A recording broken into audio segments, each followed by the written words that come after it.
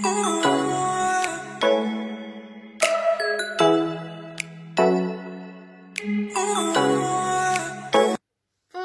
et bienvenue pour ce quatrième code du code source du jeu de 1. Je vais vous expliquer la quatrième étape du jeu.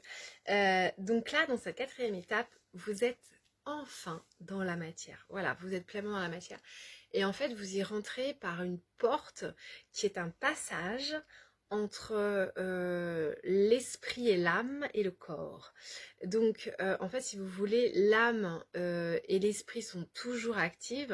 Le corps par contre est un temple qui est éphémère et qui dure dans la matière.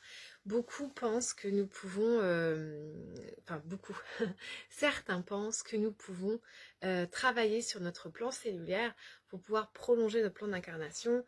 Il y a eu des témoignages où il y a eu des idéologies qui défendent que certaines personnes ont vécu 600 ans. Et en fait, c'est la jeunesse éternelle, hein, c'est fameux ça.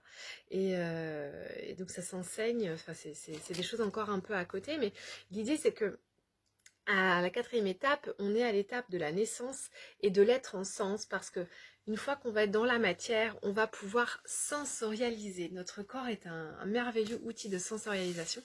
Et nous arrivons dans ce passage le jour de notre naissance. Donc quand nous descendons dans le giron féminin et que nous arrivons par cette porte magique, nous arrivons sur l'énergie de Gaïa.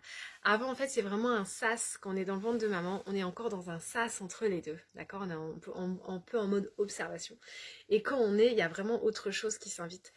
Le jour de votre naissance, vous ressentez des choses, mais les perceptions de votre corps sont phénoménales. On reçoit vraiment beaucoup d'informations dans nos cellules, par la respiration, par le champ de perception, c'est phénoménal. Et certains disent et pensent que si à l'état adulte nous revivions le même phénomène, pour beaucoup on céderait, en fait, on paniquerait, enfin ça serait insupportable de le revivre avec toute la conscience et tout le mental de l'individu adulte, en fait. Voilà. Donc c'est vraiment des moments très importants, le moment de la naissance. Et on arrive enfin dans la matière, on a notre maison intérieure qui est notre temple. Et Marie-Madeleine, qui est une de mes enseignantes, qui m'a donné ces enseignements que je vous transmets, me disait que nous sommes des êtres total et complets, que lorsque nous naissons, nous n'avons besoin d'absolument rien, que tous nos outils pour travailler sur ce plan nous sont donnés dès le départ et que nous n'avons rien d'autre à acquérir en termes d'outillage. Voilà, elle a été très claire avec ça. Notre corps, notre champ de conscience, nos esprits, nos cellules, notre énergie, tout nous est donné dès le début, dès les premières heures de notre incarnation. Nous avons absolument tout pour travailler. Voilà. Alors je suis d'accord avec vous qu'il va nous falloir de la nourriture, de l'oxygène, des vêtements, être au chaud, etc. pour pouvoir acter.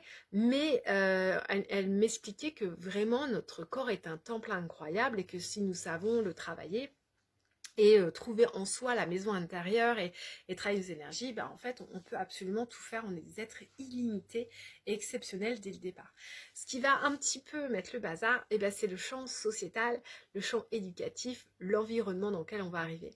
Mais ça fait partie d'une étape super importante.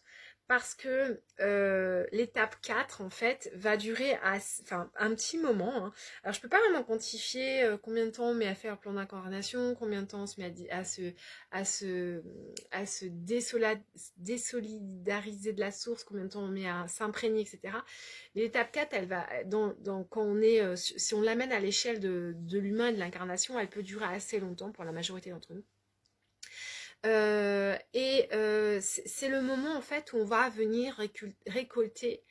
C'est le temps des failles, en fait. C'est le temps où on va récupérer nos blessures, nos traumas.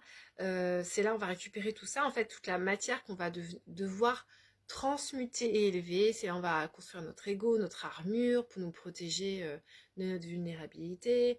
C'est une phase de préparation de la terre où on va venir semer un petit peu les bourgeons de ce qu'on doit récolter derrière. Voilà.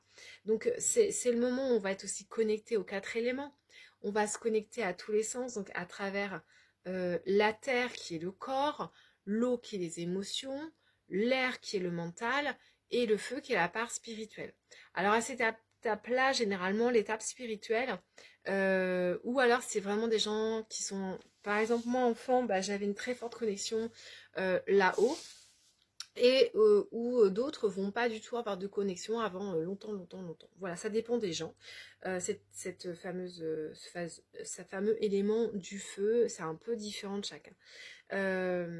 Donc cette étape 4, elle est très importante parce que c'est là où vous allez vraiment faire tout votre champ d'expérimentation extérieur, où vous allez calquer sur ce qu'est l'extérieur. Vous allez beaucoup observer l'extérieur avant de revenir à soi, qui sera une étape bien après, qui va arriver après.